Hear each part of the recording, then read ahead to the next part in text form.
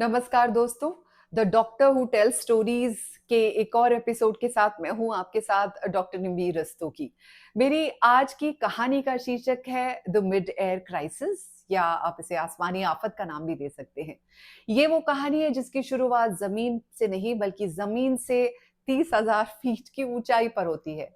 अब आप समझ ही गए होंगे, ये एक इन फ्लाइट स्टोरी है। यानी फ्लाइट के अंदर मेडिकल इमरजेंसी जो जिस सिचुएशन पैदा हुई उसके आसपास ये रियल लाइफ एक्सपीरियंस पे बेस्ड स्टोरी है। हालांकि किसी व्यक्ति विशेष से इसका संबंध नहीं है। तो जनाब, 2023 की बात है, जून का महीना था। मैं अपने परिवार के साथ छुट्टी पे गई थी। हम लोग लौट रहे थे और लाइक एज यूजुअल हमारे पास बैगेज ज्यादा था। हम लोग लेट पहुंचे थे एयरपोर्ट, तो सब कुछ बहुत रश्ड अप था। और दिमाग के डिस्टेंट होराइजन पर भी ये ख्याल नहीं था कि यहाँ पर एज अ डॉक्टर मुझे कोई रोल निभाना पड़ सकता है, because I was in a different frame of mind. बहरहाल हम लोग फ्लाइट में बैठते हैं। 7th रो में मैं और मेरे हस्बैंड थे। मुझे अभी भी याद है, ENF हमारी सीट नंबर था और आराम से 10-15 मिनट हम लोग अनवाइंड करते हैं, शूज उतारते हैं और म्यूजिक लगा के सुनते हैं और बहुत ही रिलैक्स मूड में मैं हूँ बैठी हूँ। तभी मुश्किल से 12-15 मिनट हुए होंगे हमें टेक ऑफ किए हुए। पब्लिक एड्रेस सिस्टम पर क्रू का मैसेज आता है, is there a doctor on board, there is a medical emergency in the aircraft. पहली बार मैं उसको मिस कर देती हूँ, क्योंकि मैं बहुत लाउड म्यूजिक सुन रही थी। दूसरी बात, मेरे हस्बैंड मुझे कोनी से बोल रहे हैं अनाउंसमेंट हो रहा है, why aren't you raising your hand. दूसरी बार जब अनाउंसमेंट होता है तो मैं हाथ खड़ा करती हूँ, तो क्रू मेरे पास आती हैं और कहती हैं कि अपनी आईडी दिखा दीजिए, जैसा कि प्रोटोकॉल है। अब मैं सोचती हूँ अब तो बहुत बेइज्जती होने वाली है। मुझे नहीं पता मेरी मेडिकल आईडी मेरे पास है कि नहीं, बट फिर भी मैं अपना बैग टटोलती हूँ और लकीली वो मुझे मिल जाती है। वो जाके उसे पायलट को दिखाती हैं। यहाँ मैं आपको बता दूं कि पायलट, को पायलट, सारे crew, it was an all women flight. It was all women flight and this was told to us right in the beginning. So pilot उसको अप्रूव करती हैं और फिर वो 1.5-2 मिनट में मेरे पास आती हैं और कहती हैं, मैडम मेरे पीछे आइए। ये जो एयरलाइंस थी, देसी एयरलाइंस थी, ज्यादातर लोग इंडियंस थे, ज्यादातर लोग इसमें, ज्यादातर तो नहीं, 5-6 कपल्स इसमें हनीमूनर्स थे। And how you can make out, by the चूड़ा, राइट? बिकॉज ज्यादातर लोग वहां पे शादी के बाद घूमने गए थे। मैं धीरे धीरे उनको फॉलो करती हूँ। 7 से 23rd 24th चलते जा रहे हैं, मुझे कुछ दिखाई नहीं दे रहा, एवरीथिंग इज सेटल। सब लोग आज हंसी खुशी बैठे हुए हैं, कुछ बच्चे हैं, रो रहे हैं, चिल्ला रहे हैं।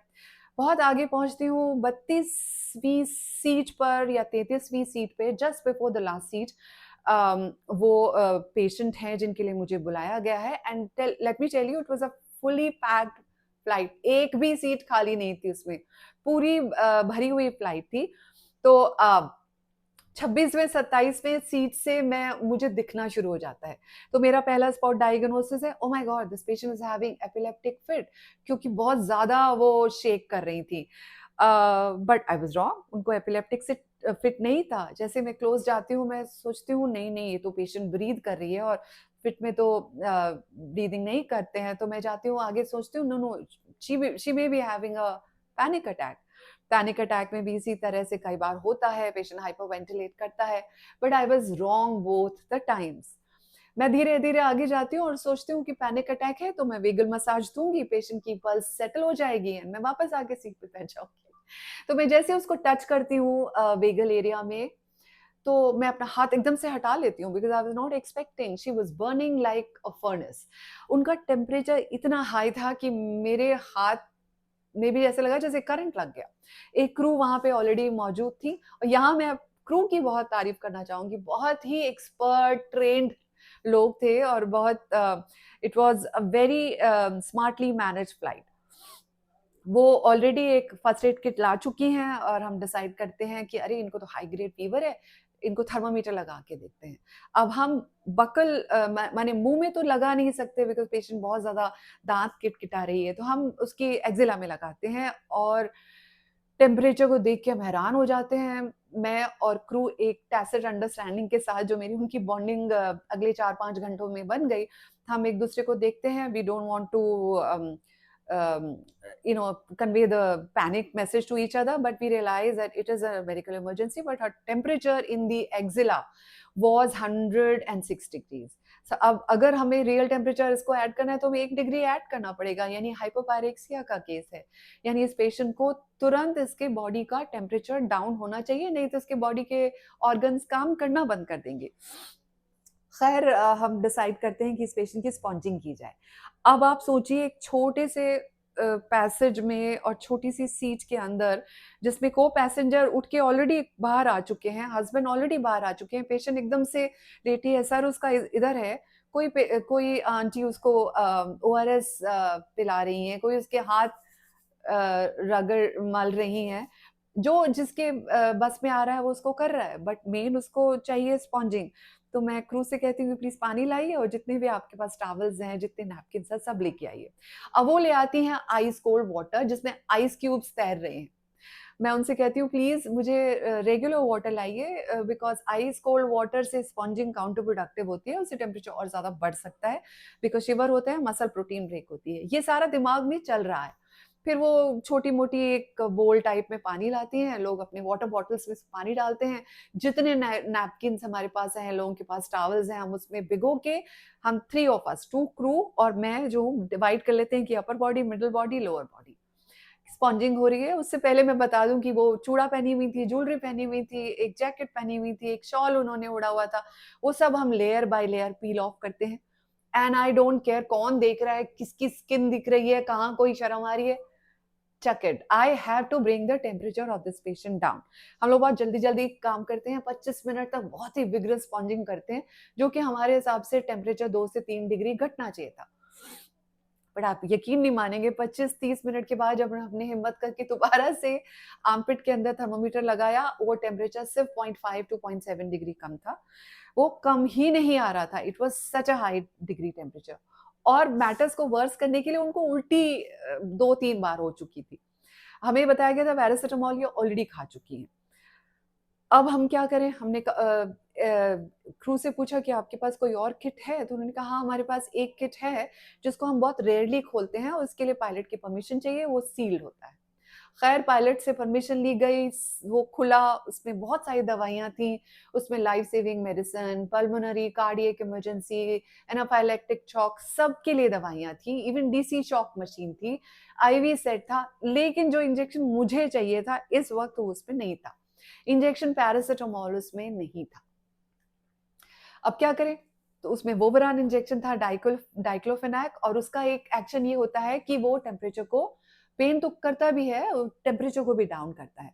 तो हम फटाफट डिसीजन लेते हैं कि इस टेम्परेचर को डाउन करने के लिए वोवरान इंजेक्शन इसको लोड करते हैं। तो हमने 5 ml की सिरिंज ली और जो नीडल अवेलेबल थी उनके हिसाब से, उनकी वेन सारी कोलैप्स थी, तो मुझे छोटी वाली नीडल चाहिए थी, छोटी वाली नीडल नहीं मिली, मोटी वाली नीडल ही मिली।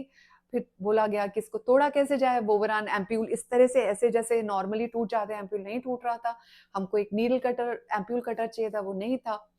फिर बोला जाता है कि अच्छा आप जुगाड़ करते हैं, कुछ कैंची या कुछ ऐसी चीज लाइए जिससे हम इसको तोड़ लें, इसके लिए मुझे वॉश बेसिन यूज करना पड़ेगा। वॉश बेसिन में कोई ऑक्यूपाई करके बैठे हैं और उनको नॉक किया जाता है, वो नहीं खोलते, शायद उनको अंदाजा नहीं है क्या इमरजेंसी है।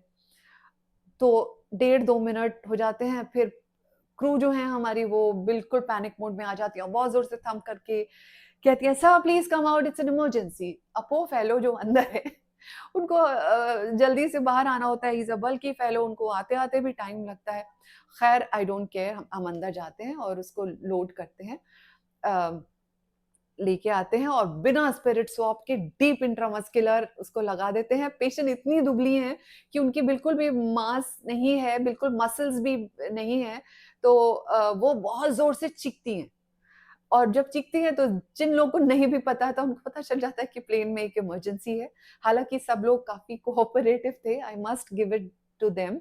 और अब तक फ्लाइट में किसी को कोई खाना पीना, ड्रिंक्स किसी को नहीं मिली हैं। बिजनेस क्लास का तो मुझे पता नहीं, लेकिन और किसी को मैंने तो नहीं मिलते हुए देखा, but still everybody was very patient. और मुझे बताया गया कि अभी हम दिल्ली से 4-4.5 घंटे दूर हैं। खैर ओवरान इंजेक्शन लगाया, उम्मीद की कि किसी तरह से टेम्परेचर कम हो जाए। पेशेंट की हालत काफी खराब थी, उसका आई रोल साइन ऊपर हो रहा था और वो शी वाज विंसिंग। हस्बैंड काफ़ी परेशान थे। ये दोनों जो कपल थे, यंग कपल, दोनों हैदराबाद के बहुत ही प्रेस्टिजियस बिजनेस स्कूल के एलुमनाई थे, बहुत हाई पोजीशन पे काम कर रहे थे।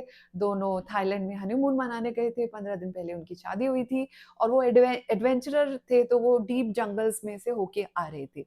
तो मेरे दिमाग में ख्याल आया कि कहीं ये मलेरिया तो नहीं है। खैर कुछ भी हो सकता था, यूटीआई, मलेरिया, डेंगू, कुछ भी हो सकता था, बट इस टाइम हमें कॉज से ज़्यादा उसके जो मैनेजमेंट है वो करना था कि टेम्परेचर को डाउन करना है। उल्टी वाली दवाई भी अनफॉर्चुनेटली जो ऑन्डेंसेट्रम होती है, ज़बान के नीचे रख दो और उल्टी बंद हो जाती है, वो भी हमारे पास नहीं थी। खैर ओवरऑल लगाने के बाद हमने वेट किया, स्पॉन्जिंग हमने जारी रखी, ओआरएस धीरे धीरे पिलाते रहे। 2 बार उनको उल्टी हो जाती है। अब आप सोचिए छोटा सा एयरक्राफ्ट पूरा पानी लाने से पूरा गीला, उल्टी चारों तरफ, स्मेल आ रही है, स्लिपरी हो गया है, हस्बैंड बहुत ज्यादा चिंतित है, सब लोग हॉवर अराउंड कर रहे हैं। क्या करें अब? मैंने कहा मुझे लगा I will lose this patient because उसके जो सारे साइंस डिहाइड्रेशन के थे वो थे। बीपी उनका रिकॉर्डेबल था ही नहीं, मशीन लगाते थे बीपी आता ही नहीं था। उसके बाद हमने बीपी लेना बंद कर दिया। पल्स उनकी बहुत रेडी थी। हमें लगा इफ अगर इनकी बॉडी में फ्लूइड नहीं पहुंचता है तो ये जो है हम इनको नहीं बचा सकते। 2 ढाई 3 साढ़े 3 घंटे तक हम इन्हें नहीं होल्ड कर सकते। इनको फ्लूइड देना चाहिए। फ्लूइड कैसे दें? मैंने देख लिया था कि उस इमरजेंसी जो बड़ा सा बॉक्स था उसके अंदर आईवी कैनुला और डेक्स्ट्रोसैलाइन एंड नॉर्मल सलाइन जो था वो था। मुझे लगा ड्रिप दे देनी चाहिए। यहाँ मैं अब हाइंडसाइट में बताऊंगी कि जब ये कहानी मैं अपने कलीग्स को बता रही थी तो सबने कहा कि तुमने बहुत बड़ा रिस्क लिया, ये तुम्हें नहीं करना चाहिए था, इट कुड हैव बैकफायर्ड, तुम्हारे सर पे पड़ता अगर पेशेंट को कुछ हो जाता। बट उस वक्त इतना ज्यादा ख्याल नहीं आया। उस वक्त सिर्फ ये ख्याल है कि जो अवेलेबल रिसोर्सेज हैं उसका काम करो।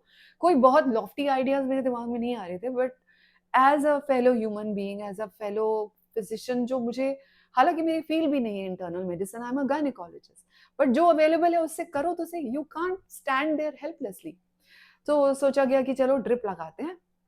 अब कैनुला लगाना है, उसके साथ ड्रिप सेट को कनेक्ट करके बॉटल के साथ कनेक्ट करना है। कोई आईवी स्टैंड नहीं है, कोई ट्यूनिके नहीं है।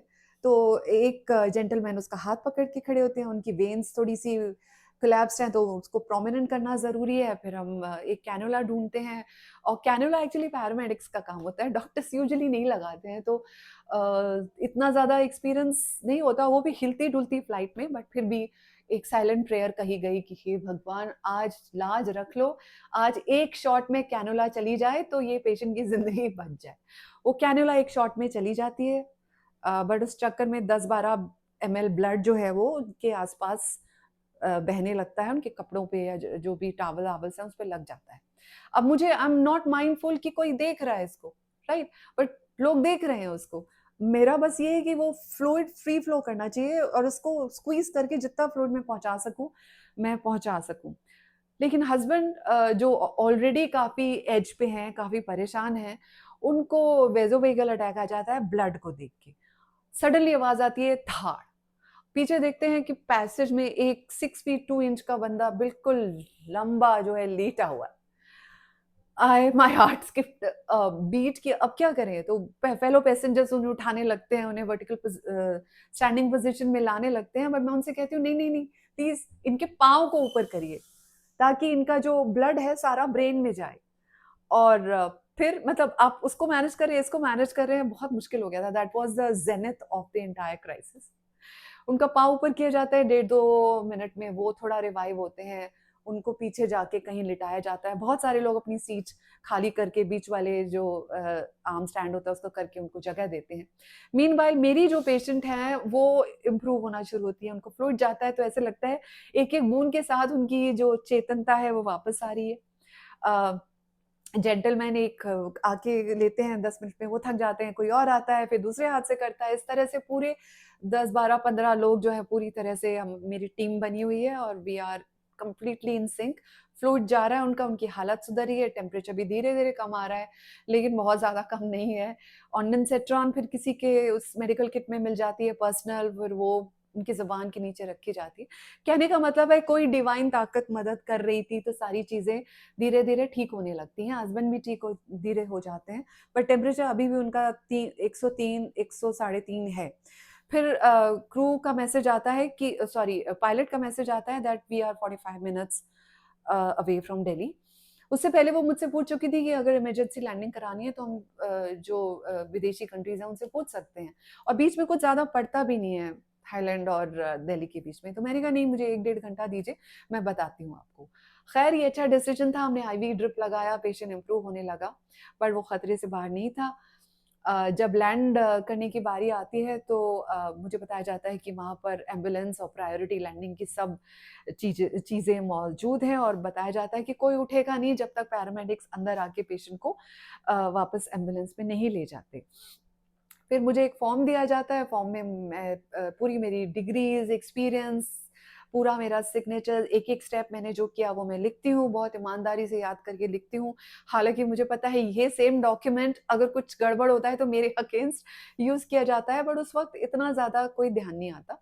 उसको साइन करती हूँ और एक बार जाके पेशेंट को दोबारा देखती हूँ, जब तक हम लैंड नहीं किए थे, और पता चलता है कि अभी भी उनका टेम्परेचर 103.6 के करीब है और बीपी बारली 80 के करीब सिस्टोलिक आ रहा है। ख़ैर हम लोग अब तो ज़मीन के नज़दीक हैं, अब मेरा लोड थोड़ा कम है, पैरामेडिक्स आते हैं, तब तक एक सज्जन उठ के अपना बैग निकालने लगते हैं and the crew goes mad.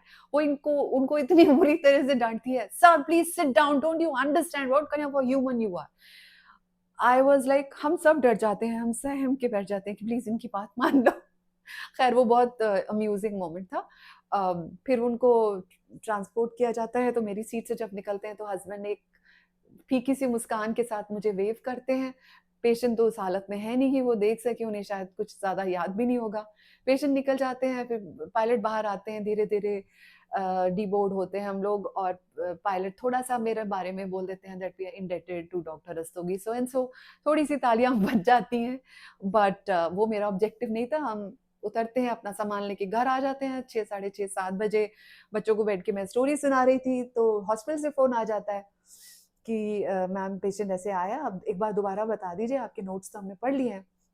अब ये गवर्नमेंट हॉस्पिटल है, सफदरजंग हॉस्पिटल।